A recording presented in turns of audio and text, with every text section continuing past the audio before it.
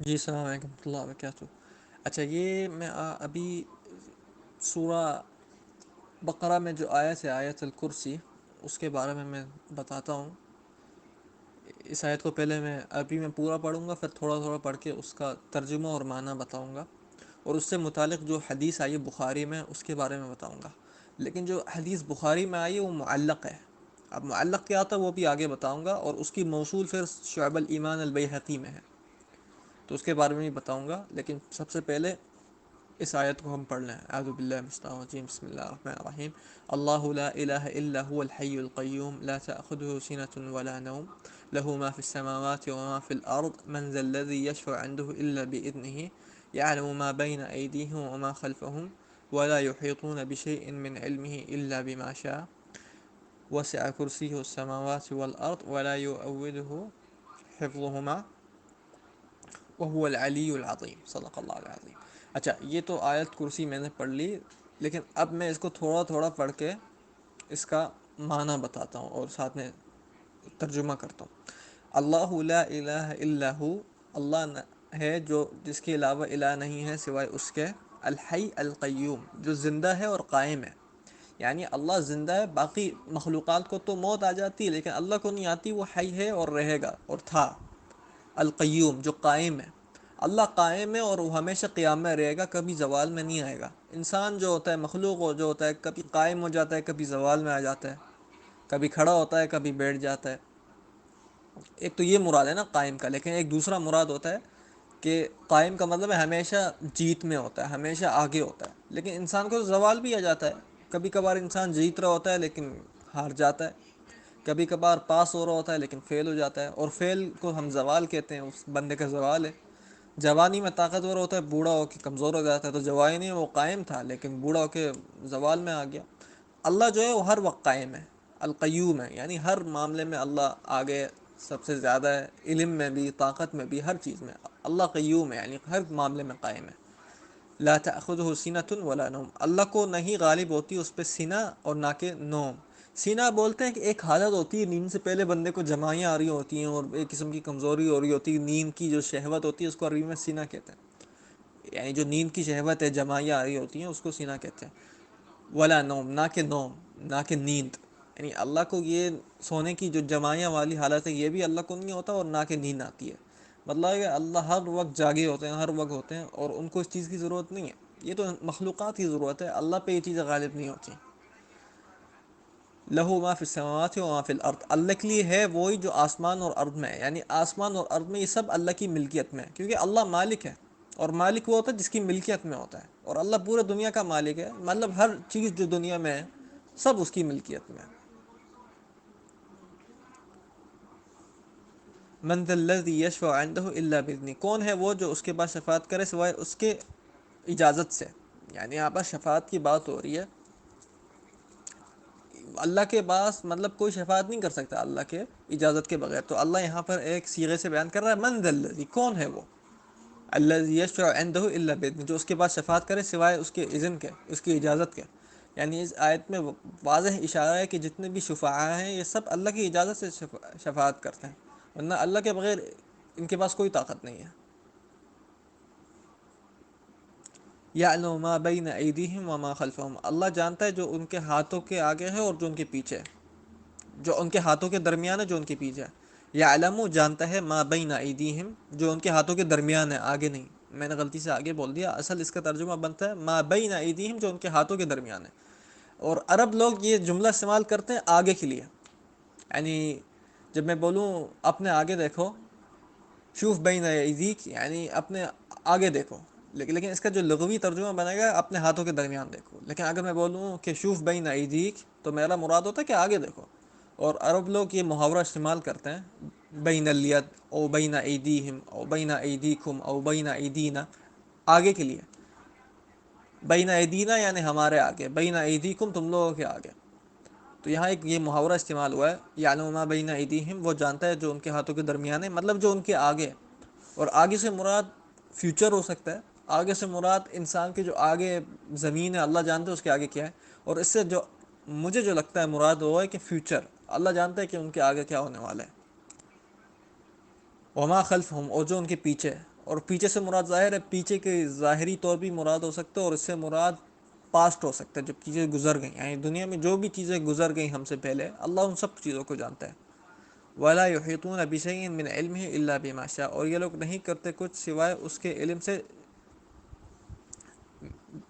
ولا يحيطون بشيء، اور نہیں کرتے کچھ، من علمه الا بما شاء، اس کے علم سے سوائے اس کے جو وہ چاہے۔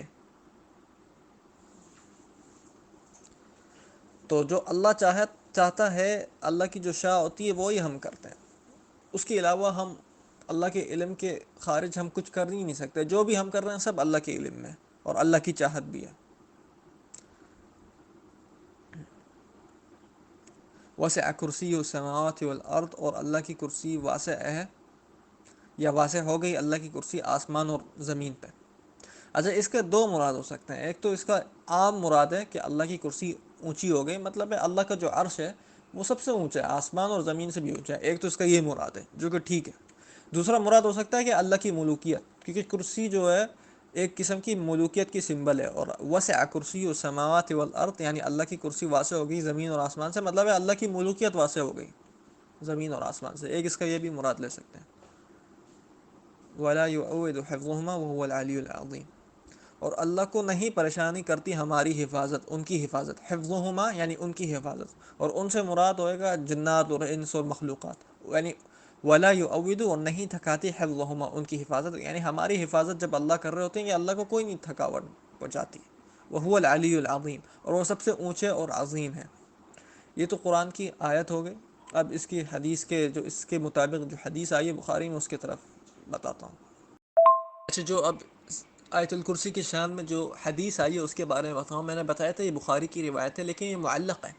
معلق بولتے ہیں لغت میں، معلق بولتے ہیں کوئی لٹکی ہوئی چیز کو، لیکن مصطلح الحدیث میں معلق وہ روایت ہوتی ہے جس کی سند کے شروع سے راویوں کو ہٹا دیا، چاہے ایک راوی ہو یا سارے راوی ہو، ہم کہتے ہیں روایت معلق ہے۔ اور معلق اس لیے کہا جاتا ہے یعنی لٹکی ہوئی ہے، مطلب یہ روایت کامل نہیں ہے، تو نیچے سے کیونکہ اس کی سند مفقود ہے تو لہٰذا روایت لٹک گئی، کامل نہیں ہے۔ تو امام بخاری کے صحیح بخاری میں معلقات موجود ہیں، معلق روایت ہے، اور ساری صحیح نہیں ہیں، کچھ ضعیف بھی ہو سکتی ہیں، کچھ صحیح بھی ہو سکتی ہیں، اس پہ پھر ہم حکم کیسے لگائیں گے؟ ہم اس کی موصول کامل سند ڈھونڈیں گے، اور جب کامل سند مل جائے گی اس کے مطابق اس پہ حکم لگا دیا کریں گے۔ اب یہ جو معلق روایت ہے، یہ جو معلق روایت ہے، اس کی ہم کو کامل سند مل گئی شعب الایمان میں جو امام بیہقی کی ہے، اور سند انشاءاللہ صحیح ہے، لہٰذا اس روایت قابل بیان ہے یہ۔ تو یہ روایت کا متن میں بخاری والا ہی پڑھ لوں گا، باقی شعب الایمان کی سند میں نے یہاں پر ہے۔ شعب الایمان کی سند ہے: اخبرنا ابو عبداللہ الحافظ حدثنا ابو جعفر محمد بن صالح بن ہانی حدثنا سری ابن خزیمہ حدثنا عثمان بن الہیثم۔ اب یہاں عثمان بن الہیثم یہ سیم ہے بخاری سے۔ حدثنا عوف عن محمد بن سیرین عن ابی ہریرہ۔ اب امام بخاری نے اس کو صرف ڈائریکٹ بولا وقال عثمان بن الہیثم، اور عثمان بن الہیثم ابو عمر یہ جو ہے یہ امام بخاری کا استاد نہیں ہے، لہٰذا ہم کو پتہ چل گیا معلق ہے۔ حدثنا عوف عن محمد بن سیرین عن ابی ہریرہ رضی اللہ عنہ قال وکلنی۔ اچھا، اب یہ روایت ابو ہریرہ سے آتی ہے، وہ اس روایت کو بیان کرتے ہیں، وہ کہتے ہیں کہ وکالت میں لگانا ہے، وکلنی رسول اللہ صلی اللہ علیہ وسلم، نبی صلی اللہ علیہ وآلہ نے میری وکالت لگائی، کس میں؟ بحفظ زکوٰۃ رمضان، رمضان کی جو زکوٰۃ ہے اس کی حفاظت میں۔ فَأَتَانِي آتٌ فَجَعَلَ يَحْثُو مِنَ الطَّعَامِ، تو ایک بندہ آتا ہوا آیا اور وہ یعنی چھانٹی کرنے لگا کھانے سے، چھانٹی سے مراد ہے کچھ چون رہا تھا، کچھ نکال رہا تھا، اور کھانے سے مراد ہوئے گا کھجور یا کوئی اس طرح کی چیزیں ہویں گی، مطلب چوری کر رہا تھا، وہ کھانا لے رہا تھا وہاں سے، چھانٹی کر رہا تھا اس کی۔ فَأَخَذْتُهُ، تو میں نے اس کو پکڑ لیا، وَقُلْتُ وَاللَّهِ لَأَرْفَعَنَّكَ إِلَىٰ رَسُولِ اللَّهِ صلی اللہ علیہ وسلم، کہ واللہ میں تم کو نبی صلی اللہ علیہ وسلم تک پہنچا دوں گا، مطلب پکڑ کے میں ان کے پاس لے جاؤں گا۔ قال انی محتاج وعلی عیال ولی حاجۃ شدیدہ، کہتا ہے کہ میں محتاج ہوں اور میرے پاس فیملی ہے اور مجھے کوئی سخت حاجت ہے۔ قال فخلیت عنہ فاصبحت، تو ابو ہریرہ کہتے ہیں میں نے اس کو چھوڑ دیا اور صبح ہو گئی۔ فقال النبی صلی اللہ علیہ وسلم، تو نبی صلی اللہ علیہ وسلم نے بولا یا ابا ہریرہ ما فعل اسیرک البارحہ، نبی صلی اللہ علیہ وآلہ نے بولا اے ابو ہریرہ تمہارا وہ جو ملزم تھا اس نے کیا کیا کل، جو پچھلی گزری ہوئی کل کیا ہوا تمہارے ساتھ، اس کا کیا ہوا، اس ملزم کے ساتھ. قال قلت یا رسول اللہ, تو میں نے بولا اے رسول اللہ صلی اللہ علیہ وآلہ, شکا حاجتا شدیدتا وعیالا فرحمته فخلیت سبیلہ, کہ اس نے شکایت کی اپنی سخت حاجت کی اور فیملی کی, تو میں نے رحم کھا کے اس کو چھوڑ دیا اس کے ہی راستے میں. قال اما انه قد كذب, تو نبی نے بولا تو اس نے تو بس جھوٹ بولا ہے, وسيعود, اور وہ واپس آئے گا. فعرفت انه سيعود لقول رسول اللہ صلی اللہ علیہ وسلم, تو مجھے پتہ چل گیا تھا کہ بس وہ واپس آئے گا کیونکہ نبی نے مجھے بتا دیا. اس سے ثابت ہو رہا ہے کہ صحابہ نبی کی بات بہت سیریس لیتے تھے. جب نبی نے بول دیا واپس آئے گا تو انہوں نے مان لیا واپس آئے گا, کیونکہ نبی کو کچھ غیبی باتیں اللہ کی طرف سے پتہ چل جاتی تھیں اور صحابہ کے اس میں ایمان ہوتا تھا. تو وہ کہتے ہیں فعرفت انه سيعود, تو مجھے بس پتہ چل گیا کہ وہ آئے گا, لقول رسول اللہ صلی اللہ علیہ وسلم, نبی کے قول کی وجہ سے, انه سيعود, کہ انہوں نے بولا کہ واپس آئے گا. فرصدته فجاء يحثو من الطعام, تو میں نے سخت نظر رکھی, پھر وہ آ گیا اور کھانے سے پھر سے چھٹا, یعنی چھناٹ, یعنی چنائی کرنے لگ گیا, چھانٹی کرنے لگ گیا. فاخذته فقلت لارفعنك الى رسول اللہ صلی اللہ علیہ وسلم, تو کہتے ہیں میں نے اس کو پکڑ لیا اور بولا کہ میں تمہیں نبی تک پہنچا دوں گا.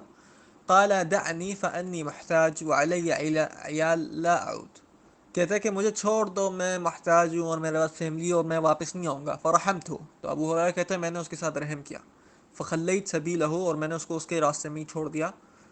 فاصبحت, تو صبح ہو گئی. فقال علی رسول اللہ صلی اللہ علیہ وسلم, تو نبی صلی اللہ علیہ وسلم نے بولا یا ابا ہریرہ, اے ابو ہریرہ, ما فعل اسیرک, تمہارے اس ملزم نے کیا کیا.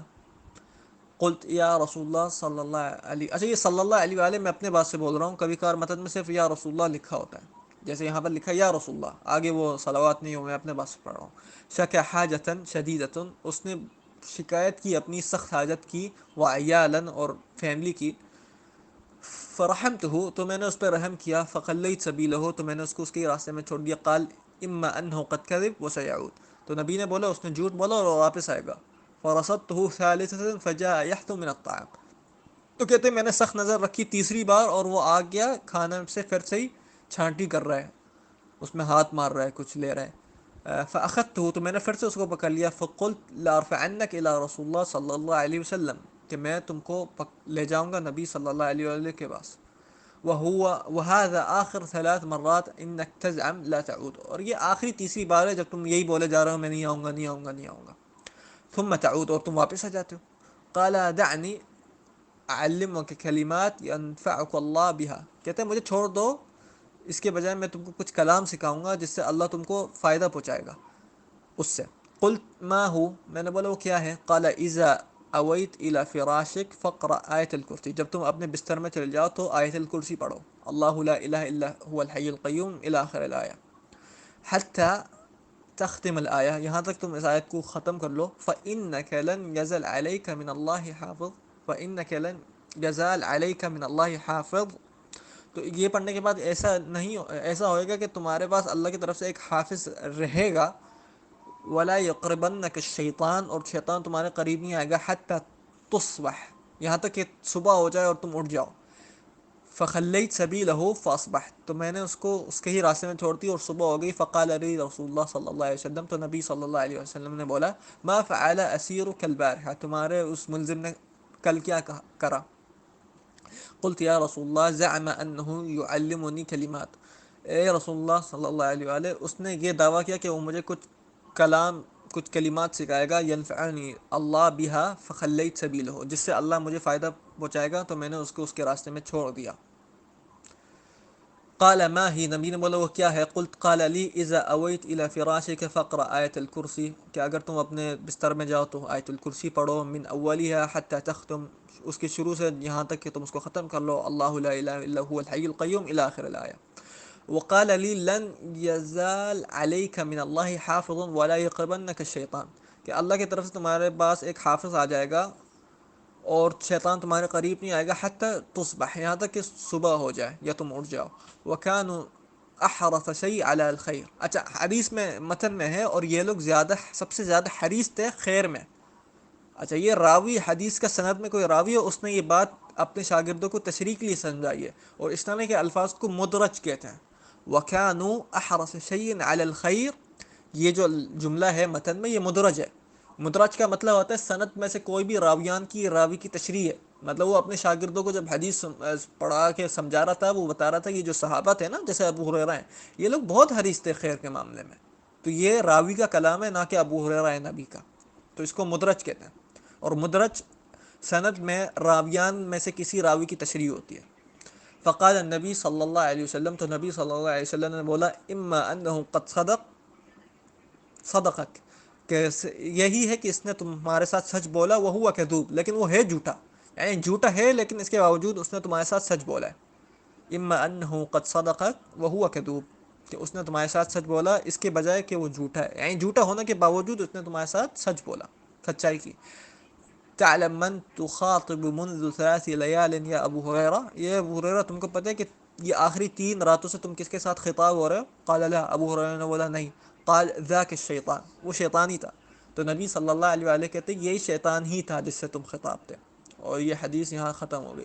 اچھا، اس حدیث سے کئی مسئلے ثابت ہو رہے ہیں۔ ایک تو آیت الکرسی کی فضیلت ثابت ہو رہی ہے کہ آیت الکرسی کتنی طاقتور آیت ہے۔ دوسرا، اس حدیث سے یہ بھی ثابت ہوا ہے کہ صحابہ مطلب نبی کی بات کو کتنا سیریس لیتے تھے۔ جب نبی نے بولا کہ واپس آئے گا تو ابو ہریرہ نے بالکل ایمان رکھ لیا کہ واقعی واپس آئے گا، تو نبی کی بات میں ان کا ایمان۔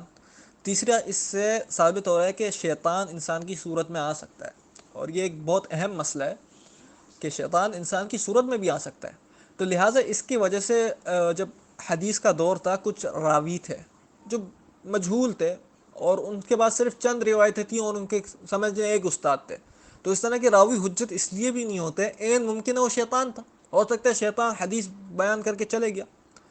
تو یہ مسئلہ حدیث سے ثابت ہے کہ شیطان انسان کی صورت میں آ سکتا ہے۔ تو اسی وجہ سے میں نے ایک ایسی فائدہ بتا دیا کہ مجہول راوی میں امکان یہ بھی ہو سکتا ہے کہ وہ شیطان ہے، اور مجہول راوی کے علاوہ ہمارے دور میں بھی شیطان انسان کی صورت میں آ سکتا ہے، باقی اللہ جانے۔